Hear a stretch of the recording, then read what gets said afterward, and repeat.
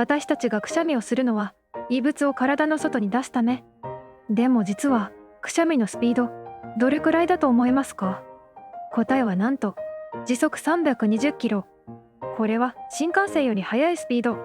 しかもくしゃみに乗ってウイルスは6メートル以上も飛ぶことがあるんです。だからこそマスクや手で押さえるのは他人を守るための最低限のマナー。何気なくしている行動にもちゃんとした意味があるんですね。知ることで世界が少し変わる。また次の雑学でお会いしましょう。